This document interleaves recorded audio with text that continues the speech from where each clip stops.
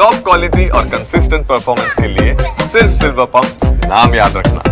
ಈಗ ನಮಗೆ ಅಂದ್ರೆ ವಕೀಲರು ಸಹ ಸಹಾಯ ಮಾಡಿ ಹೋರಾಟಕ್ಕೆ ಬೆಂಬಲ ಕೊಟ್ಟಿದ್ದಾರೆ ಅಥವಾ ಹೇಗೆ ಅಂತ? ಹೌದು ಸರ್, ಭ್ರಷ್ಟಾಚಾರದ ನಾನು ಇಷ್ಟು ದೊಡ್ಡ ಹೋರಾಟ ಮಾಡ್ತಿದ್ರಿಂದ ನನ್ನ ಹೋರಾಟದಲ್ಲಿ ಅವರು ಭಾಗವಹಿಸಿದ್ದಾರೆ, ಅವ್ರಿಗೊಂದು ಒಳ್ಳೆ ಹೆಸರು ಬರ್ತದೆ ಅನ್ನೋ ಕಾರಣಕ್ಕೆ ಸಾಕಷ್ಟು ಜನ ಒಬ್ಬರ ಸರ್ ನೀವು ನನ್ನ ಕಾಲ್ ಡೀಟೇಲ್ಸ್ ತೆಗಿತಾ ಪೊಲೀಸ್ನ ತೆಗಿಲಿ, ಯಾವ ಡೆಲ್ಲಿಯಿಂದ ಯಾವ ವಕೀಲರಂಗೆ ಫೋನ್ ಮಾಡ್ತಾರೆ, ಬೆಂಗಳೂರು ಯಾವ ವಕೀಲರು ಫೋನ್ ಮಾಡ್ತಾರೆ, ನಾವು ನಿಮ್ಮ ಪರವಾಗಿ ಹೋರಾಟ ಮಾಡ್ತೀವಿ, ನೀವು ನಮ್ಗೆ ಅವಕಾಶ ಕೊಡೋದು ಕೇಳ್ಕೊಳ್ತಾರೆ, ಅವೆಲ್ಲರೂ ಗೊತ್ತಾಗತ್ತಲ್ಲ. ಸ್ವಯಂ ಪ್ರೇರಿತವಾಗಿ ಬರ್ತಾರೆ. ಹೌದು, ಸ್ವಯಂ ಪ್ರೇರಿತ. ಅದನ್ನ ಹೇಳ್ತೀನಿ, ನಾನು ಅವ್ರಿಗೆ ಫೋನ್ ಮಾಡಿಲ್ಲ, ಅವರೇ ನಂಗೆ ಫೋನ್ ಮಾಡ್ತಾರೆ, ಫೋನ್ ಮಾಡಿ ನಮ್ಗೆ ಅವಕಾಶ ಕೊಡಿ, ನಿಮ್ಮ ಪರ ಹೋರಾಟ ಮಾಡ್ತೀನಿ ಅಂತೇಳಿ.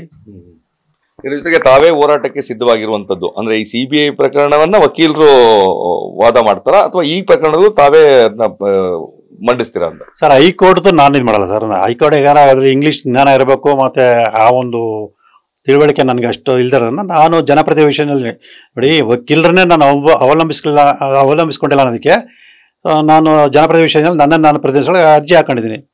ಸೊ ನನಗೆ ಅಷ್ಟು ಜ್ಞಾನ ಇದೆ, ಅಂದರೆ ಇಂಗ್ಲೀಷ್ ಜ್ಞಾನ ಇಲ್ದಿರೋದ್ರಿಂದ ನಾನು ಹೈಕೋರ್ಟ್ಗೆ ಹೋಗಿ ಸ್ವಲ್ಪ ಸಮಸ್ಯೆ ಆಗಿರೋದ್ರಿಂದ ವಕೀಲರುಗಳಿಗೆ ಮನವಿ ಮಾಡ್ಕೊಳ್ತಾ ಇದ್ದೀನಿ. ಸಿಬಿಐ ವಹಿಸುವಂಥ ವಿಚಾರದಲ್ಲಿ.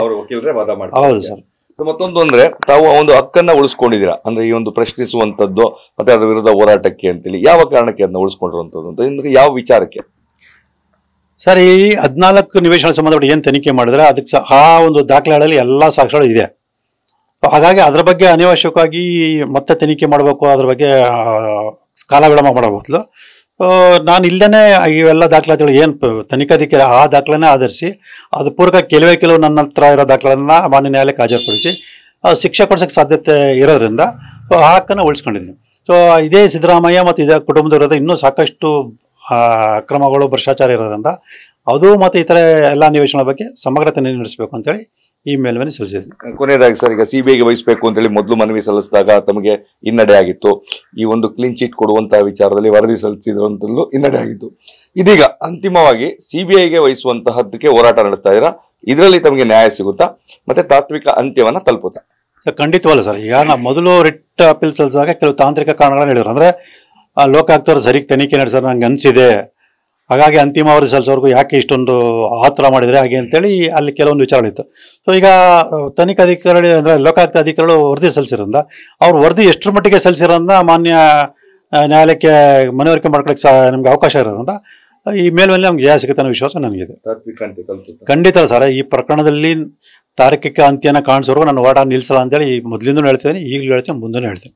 ಶಿಕ್ಷೆ ಆಗುತ್ತೆ ಖಂಡಿತ ಅಲ್ಲ ಸರ್. ನೀವು 7ನೇ ತಾರೀಕು ನಾನು ಜನಪ್ರತಿನಿಧಿ ವಿಶೇಷದಲ್ಲಿ ಏನು ತಕರಾರು ಅರ್ಜಿ ಸಲ್ಲಿಸ್ತೀನಿ, ಆ ತಕರಾರು ಅರ್ಜಿ ನೋಡಿದ್ರೆ ಗೊತ್ತಾಗುತ್ತೆ ಏನು ಸಿದ್ದರಾಮಯ್ಯ ಮತ್ತು ಅವ್ರ ಕುಟುಂಬಕ್ಕೆ ಖಂಡಿತ ಶಿಕ್ಷೆ ಆಗುತ್ತೆ ಅನ್ನೋದು ಜನಸಾಮಾನ್ಯ ಕೂಡ ಅರ್ಥ ಆಗುತ್ತೆ. ಆ ರೀತಿಯಲ್ಲಿ ನಾನು ತಕರಾರು ಅರ್ಜಿನ ತಯಾರು ಮಾಡ್ತಾ ಇದ್ದೀನಿ.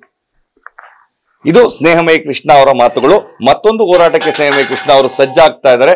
ಪ್ರಕರಣವನ್ನ ಸಿಬಿಐಗೆ ವಹಿಸುವುದು ಒಂದು ಕಡೆ ಆದ್ರೆ, ಮತ್ತೊಂದು ಕಡೆ ಜನಪ್ರತಿನಿಧಿಗಳ ವಿಶೇಷ ನ್ಯಾಯಾಲಯದಲ್ಲಿ ಲೋಕಾಯುಕ್ತ ಏನು ವರದಿಯನ್ನು ಕೊಟ್ಟಿದ್ದಾರೆ ಅದನ್ನ ಪ್ರಶ್ನಿಸಿ ತಾವೇ ಖುದ್ದಾಗಿ ಹೋರಾಟವನ್ನು ಮುಂದುವರಿಸ್ತಾ ಇದ್ದಾರೆ. ಹೀಗಾಗಿ ನನ್ನ ಹೋರಾಟ ಮುಂದುವರಿಯುತ್ತೆ, ಯಾರು ತಪ್ಪು ಮಾಡಿದರೆ ಅವರಿಗೆ ಶಿಕ್ಷೆ ಕೊಡಿಸುವವರೆಗೂ ಸಹ ಹೋರಾಟ ನಿಲ್ಲಿಸೋದಿಲ್ಲ ಅನ್ನೋ ಮಾತನ್ನ ಸ್ಪಷ್ಟಪಡಿಸಿದ್ದಾರೆ.